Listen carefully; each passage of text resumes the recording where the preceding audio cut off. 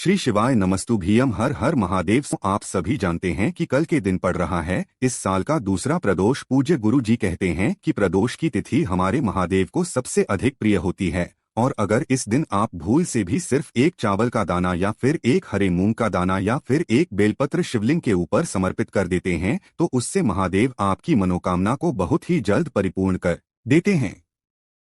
आपके घर भंडार भर जाते हैं। माता लक्ष्मी की अनन्य कृपा आपके ऊपर होती है। आपका दुर्भाग्य समाप्त होता है। घर में चल रही सभी समस्याओं का अंत होता है।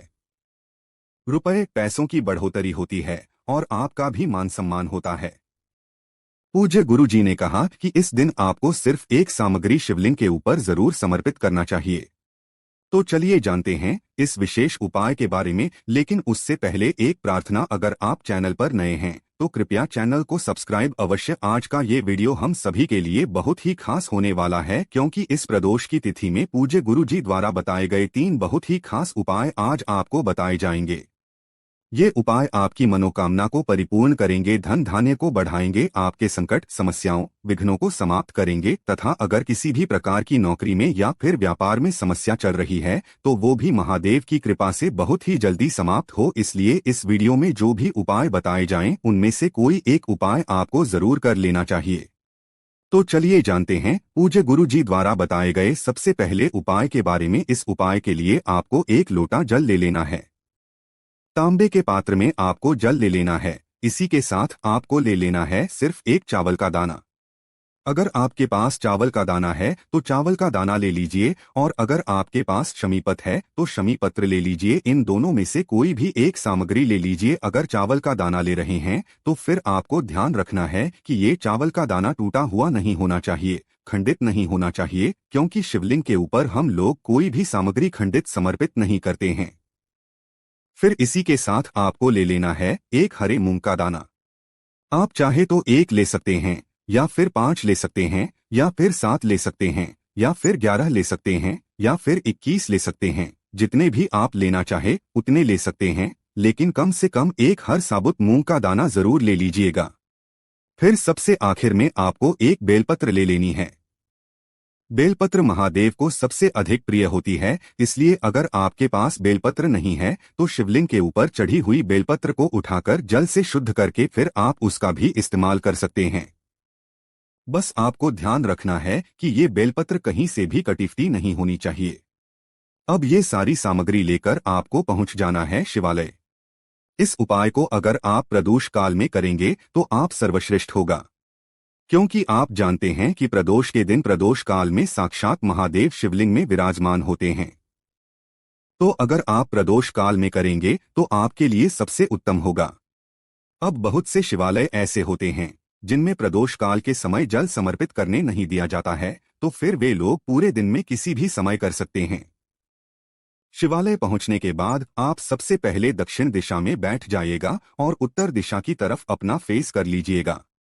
लेकिन अगर शिवालय में भीड़ है, ऐसी स्थिति में आप किसी भी दिशा में बैठकर शिवलिंग की पूजा प्रार्थना कर सकते हैं। अब शिवलिंग के सामने बैठकर आप ये जितनी भी सामग्री लेकर आए हैं, अगर एक चावल का दाना लेकर आए हैं तो उसको इस 1 लोटे जल में डाल लीजिए। एक बेलपत्र लेकर आए, उसको 1 लोटे जल में डाल लीजिए। एक हरे मूंग का दाना लेकर आए, उसको भी इस 1 लोटे जल में डाल लीजिए, और जल में डालते हुए नमः शिवाय मंत्र का स्मरण जरूर कर लीजिएगा। इसके बाद अब आपको ये 1 लोटे जल का मिश्रण अपने हाथ में पकड़ना है। मां से अपनी मनोकामना बोल देनी है कि मेरे जीवन में धन प्राप्त हो ही नहीं पा रहा है। मैं बहुत मेहनत कर रहा हूं या कर रही हूं, लेकिन फिर भी मुझे नौकरी नहीं मिल पा रही है। मेरे व्यापार में मुझे सफलता नहीं मिल पा रही है। जीवन में कोई भी कार्य करता हूँ उसमें असफल हो जाता हूँ। हे मेरे महादेव, मेरी इसी प्रकार की मनोकामना है, इसको परिपूर्ण करने की कृपा करें। ऐसी महादेव से आपको प्रार्थना कर लेनी है, और फिर उसके बाद ये 1 लोटा जल आपको धीरे धीरे शिवलिंग ऊपर समर्पित करते जाना है, तथा लगातार श्री मंत्र का स्मरण करते जाना है। इसके बाद जलाधारी से जो जल नीचे गिर रहा है उसको थोड़ा सा अपने हाथ में लीजिए और अपने शरीर के ऊपर इस जल का छिड़काव कर लीजिए, और फिर वापस अपने घर आ जाइए। पूज्य गुरु जी कहते हैं कि प्रदोष की तिथि में किया जाने वाला ये उपाय महादेव को सबसे अधिक प्रिय होता है और महादेव से अपनी मनोकामना को परिपूर्ण कराने के लिए हमें ये उपाय तिथि में जरूर करना चाहिए। अगर आपकी कोई विशेष मनोकामना है जो बहुत समय से परिपूर्ण नहीं हो पा रही है तो इस उपाय को आप 3 प्रदोष की तिथि में या फिर 5 प्रदोष की तिथि में लगातार भी कर सकते हैं। अब जानते हैं गुरु जी द्वारा बताए गए दूसरे खास उपाय के बारे में। ये उपाय भी आपके जीवन में धन धान्य की प्राप्ति कराने के लिए है और मनोकामना को परिपूर्ण करने के लिए है। इस उपाय के लिए आपको एक बेलपत्र ले लेनी है और थोड़ा सा चंदन ले लेना है। लाल चंदन है तो लाल चंदन ले लीजिए और पीला चंदन है तो पीला चंदन ले लीजिए। लाल चंदन है या पीला चंदन है, जो भी चंदन है उसमें थोड़ा सा जल मिलाइए, इसको एक लेप की तरह तैयार करिए और फिर ये दोनों सामग्री लेकर आपको शिवालय पहुंच जाना है। ये उपाय भी आपकी मनोकामना को परिपूर्ण करने के लिए ही है। अगर आप पहला उपाय नहीं कर पाते हैं तो फिर आप दूसरे उपाय को कर सकते हैं। अब ये दोनों सामग्री लेकर आप शिवालय पहुंच गए। अब बेलपत्र की जो नीचे वाली डंडी होती है उसको तोड़कर आप निकाल लेंगे। उसको आप अपने हाथ से तोड़ लीजिए और निकाल लीजिए और इस डंडी से आपको बेलपत्र की तीनों पत्तियों में बेलपत्र की जो 3 पत्तियां होती है उन तीनों पत्तियों के चिकनी साइड में आपको 108 बिंदी रख देनी है। ये जो डंडी आपने बेलपत्र से निकाली है इसको चंदन में डुबोइए, मंत्र का स्मरण करिए और एक बिंदी लगा दीजिए। फिर दोबारा इसको चंदन में डुबोइए, शिवाय नमस्तव मंत्र का स्मरण करिए, फिर दूसरी बिंदी रख दीजिए। ऐसे ही आपको 108 बार ये डंडी चंदन में डुबोनी है, मंत्र का स्मरण करना है और एक एक बिंदी रखते जाना है, यानी 108 बिंदी लगानी है और 108 बार श्री शिवाय नमस्तव मंत्र का स्मरण कर लेना है। सामने आपको जैसे बेलपत्र दिखाई जा रही है इन तीनों पत्तियों में मिलाकर आपको 108 बिंदी लगा देनी है। सिर्फ एक पत्ती में नहीं बल्कि तीनों पत्तियों में मिलाकर 108 बिंदी होनी चाहिए और 108 बार श्री शिवाय नमस्ते ब्रह्मा मंत्र का जाप होना चाहिए। इसके बाद इस बेलपत्र को पकड़िए। इस बेलपत्र को उस स्थान से पकड़िएगा जहां पर ये तीनों पत्तियां आपस में जुड़ी रहती हैं। तीनों पत्तियों की जो डंडी होती है उस डंडी पर इस बेलपत्र को पकड़िएगा और महादेव से प्रार्थना करते हुए इसको सबसे पहले आप माता अशोक सुंदरी वाले स्थान पर टच कराइएगा, यानी स्पर्श कराइएगा।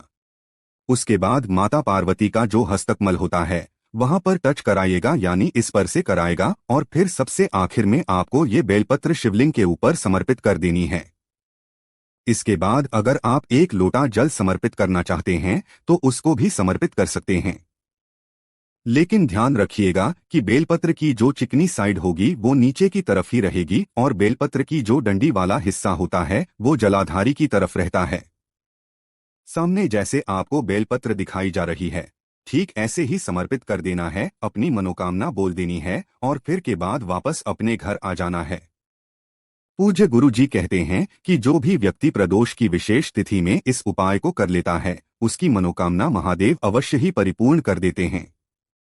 तो दोस्तों, इस उपाय को भी अगर आप करना चाहें तो कर सकते हैं।